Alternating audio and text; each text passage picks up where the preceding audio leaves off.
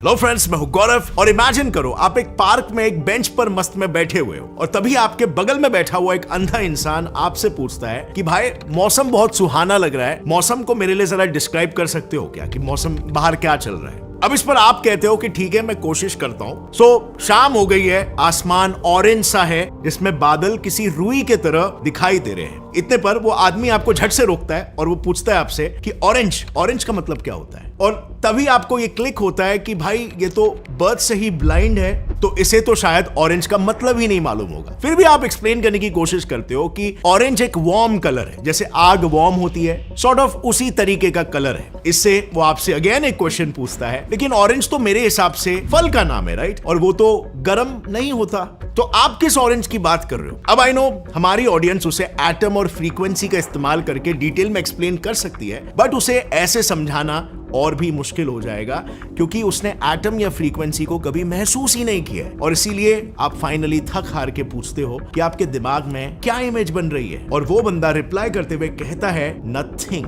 और आप ये सुनकर शॉक हो जाते हो क्योंकि जब आप या हम लोग जब आंखें बंद करते हैं तो हमें नथिंग नहीं दिखाई देता, हमें जो भी हम सोचते हैं उसकी इमेज दिखाई देती है ना। Now here is what I am trying to say. देखो, आप और वो आदमी दोनों ही इंसान हैं, पर सिर्फ एक सेंसरी ऑर्गन ना होने से उसके लिए यूनिवर्स की रियलिटी हमेशा बिल्कुल अलग महसूस होती है। वो चीजों को किसी और ही पर्सपेक्टिव से देखता है और हम किसी और से। इन शॉर्ट, रियलिटी सब्जेक्टिव है और ये आप लोग भी जानते हो, बट जस्ट सिर्फ एक सेंस के ना होने से, एक इंद्रिय के ना होने से इतनी डिफरेंट हो सकती है। और यही सेम चीज होती है स्पेस एंड टाइम के परसेप्शन में भी, यानी स्पेस का कॉन्सेप्ट हर एक के लिए अलग है। और इस पर डू यू नो हजारों सालों से अनसेटल्ड डिबेट चल रहा है कि इसके एक तरफ एब्सोल्यूटिज्म है, जो फिलॉसफी ये कहती है कि स्पेस एंड टाइम फिक्स्ड है, और दूसरे तरफ है रिलेशनलिज्म, जो ये कहती है कि space and time person to person differ करता है। सो अब फ्रेंड्स आता है इंटरेस्टिंग सवाल कि इन दोनों भी पर्सपेक्टिव्स, इन दोनों भी फिलॉसफीज में से कौन सी फिलॉसफी प्रैक्टिकल है, रियलिस्टिक है और जो संसार के एंटायर पिक्चर में प्रॉपर्ली फिट बैठती है। वेल, आपके पास इसका जवाब अगर है तो नीचे कमेंट्स में लिख दो, और अगर नहीं है let's investigate. So well guys, scenario कुछ ऐसा है ना कि फिलोसॉफिकल और साइंटिफिक कम्युनिटी पहले से ही दो पार्ट्स में डिवाइडेड थी। एब्सोल्यूटिज्म के सपोर्टर्स का यह कहना था कि यूनिवर्स का हर एक object including space and time real है और सबके लिए एक समान है। मिसाल के तौर पर कलर्स, हमें कलर एक समान ही दिखते हैं। मतलब अगर फॉर एग्जाम्पल मुझे ये कलर अगर ब्लू दिख रहा है तो आपको भी ये कलर ब्लू ही दिखेगा।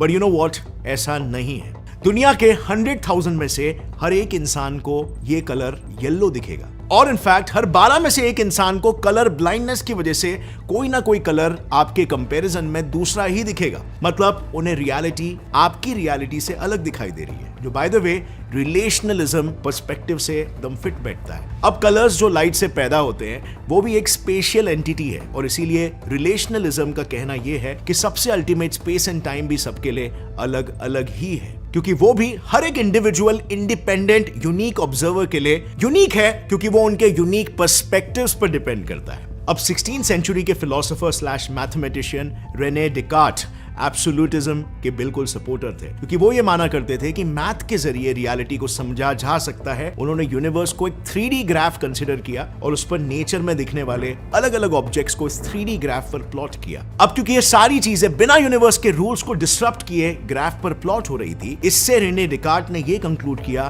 कि यूनिवर्स और उसके अंदर मौजूद स्पेस दोनों ही एब्सोल्यूट है। और इससे जाकर एब्सोल्यूटिज्म ये बिलीफ लाइमलाइट में आ गई। इस बिलीफ को और भी ज्यादा फॉरवर्ड पुश तब मिला जब न्यूटन ने डेकार्ट के कोऑर्डिनेट्स को यूज करके अपने लॉज ऑफ मोशन की थियरी को डिराइव किया और प्रूफ कर दिया कि स्पेस के साथ साथ टाइम भी एब्सोल्यूट है। दरअसल यूटन का यह कहना था कि 3D स्पेस में मौजूद जितने भी ऑब्जेक्ट्स है वो भले ही किस भी डायरेक्शन में मूव करते हो, टाइम उनके हिसाब से मूव नहीं करता। वो हमेशा यूनी डायरेक्शनल ही आगे ही बढ़ते रहेगा, और वो भी एक फिक्स स्पीड से। अगर इसे सिंपल भाषा में बताऊं तो वो कहते हैं ना, समय किसी के लिए भी रुकता नहीं है, बस वही कॉन्सेप्ट है। अब यही सोच स्पेस और टाइम को लेकर कई सालों तक चलती रही, बट देन न्यूटन ने यहां पर थोड़ा सा पंगा ले लिया। उन्होंने कैलकुलस को इजाद करके एब्सोल्यूटिज्म पर ही सवाल पैदा कर दिया। दरअसल न्यूटन जिस कैलकुलस को इजाद करने के लिए जाने जाते हैं वो असल में जर्मन पॉलीमैथ गॉटफ्रीड लेबनिज ने किया था। लेकिन न्यूटन उस समय के एक जाने माने मैथमेटिशियन और फिजिसिस्ट होने की वजह से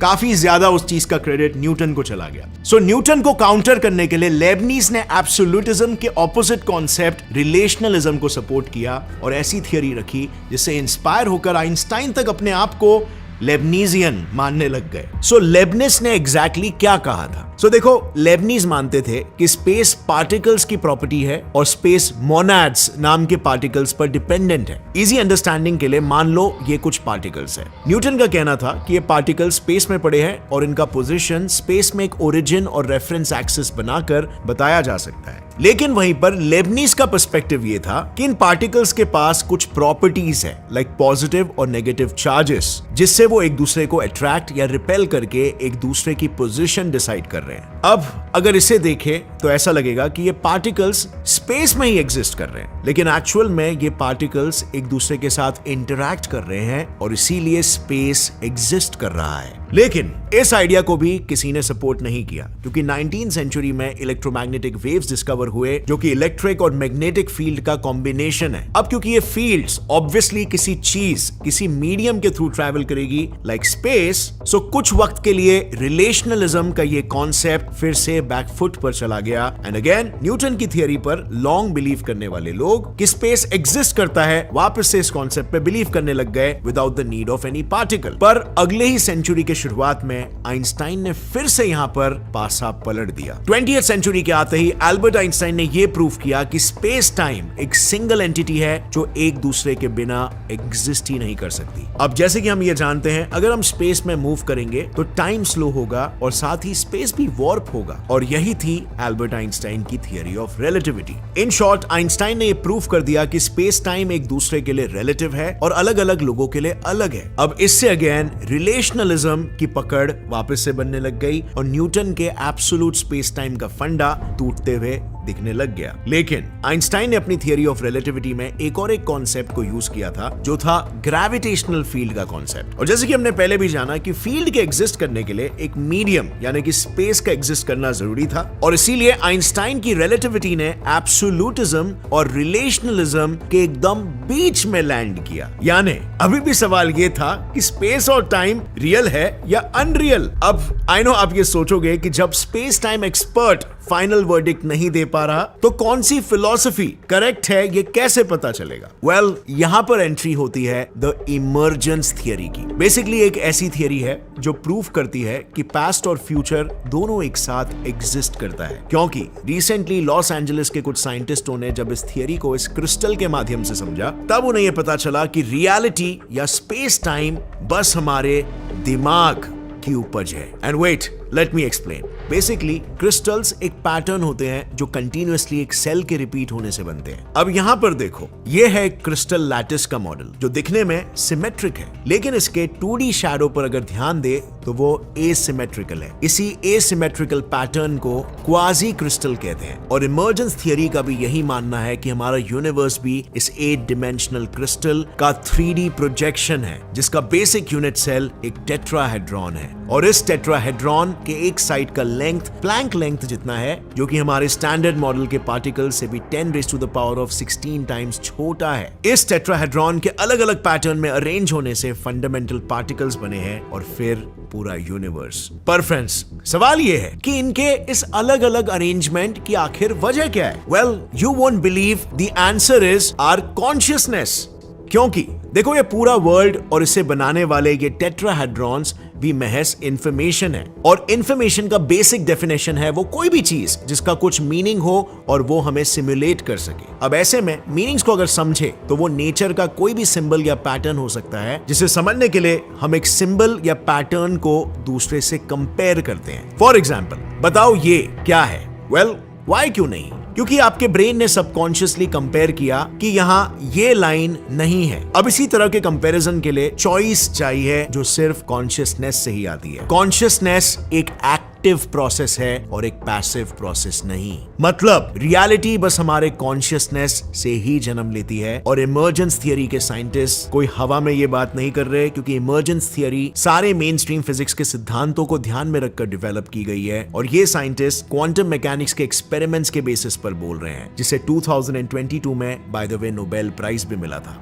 एग्जैक्टली क्वांटम एंटेंगलमेंट के बेसिस पर। अब क्वांटम एंटेंगलमेंट को मैं पहले भी कई बार एक्सप्लेन कर चुका हूं, बट चलो इमर्जेंस थियरी के कॉन्टेक्स्ट में आइए समझते हैं कि ये क्या है। देखो, क्वांटम एंटेंगलमेंट फिजिक्स का एक वियर्ड फिनोमेनन है जिसमें दो पार्टिकल्स एक सोर्स से जनरेट होते हैं और उनके बीच एक रिलेशन एग्जिस्ट करता है जिससे पार्टिकल्स क्वांटमली एंटेंगल्ड हो जाते हैं, यानी जुड़ जाते हैं आपस में। अब जैसे कि आप इस वीडियो में देख सकते हो, ये पार्टिकल्स सबसे पहले सुपरपोजिशन स्टेट में होते हैं, जो कि एक ऐसा स्टेट है जिस स्टेट में पार्टिकल्स की प्रॉपर्टीज जैसे spin, position, momentum etcetera decide नहीं हुई होती है। लेकिन जैसे ही इन्हें कोई भी कॉन्शियसली ऑब्जर्व करता है, ये कोलैप्स हो जाते हैं और इन दोनों की प्रॉपर्टीज तुरंत डिसाइड हो जाती है। अब इन्हीं प्रॉपर्टीज को हम सभी का अलग अलग यूनिक दिमाग, जिसमें अलग अलग यूनिक कॉम्प्लिकेटेड स्ट्रक्चर्स है और सर्किट्स है, अपने रिजल्टिंग पर्सपेक्टिव से प्रोसेस करते हैं और हमारा अपना यूनिक वर्जन ऑफ रियलिटी प्रकट होता है। तो काइंड ऑफ यहां पर अगर देखा जाए तो हर एक इंसान या लिविंग बीइंग के कॉन्शियसनेस का मैटर के परसेप्शन पर एक काफी बड़ा रोल है और इसीलिए शायद जिस रियलिटी को हम ट्रूली रियल या एब्सोल्यूट मान के बैठे हैं, वो एब्सोल्यूट नहीं बल्कि रिलेशनल है।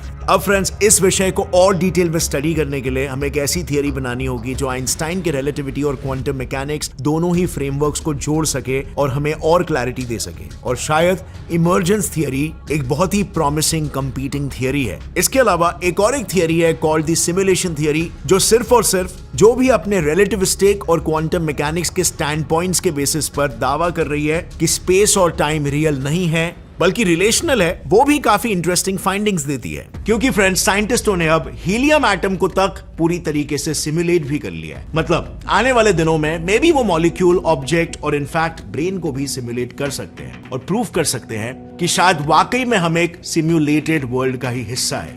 वेल फ्रेंड्स, इस टॉपिक पर मैंने डिटेल में एक वीडियो बनाया है जो बहुत ही इंटरेस्टिंग है, आपको बहुत कुछ नया सीखने मिलेगा।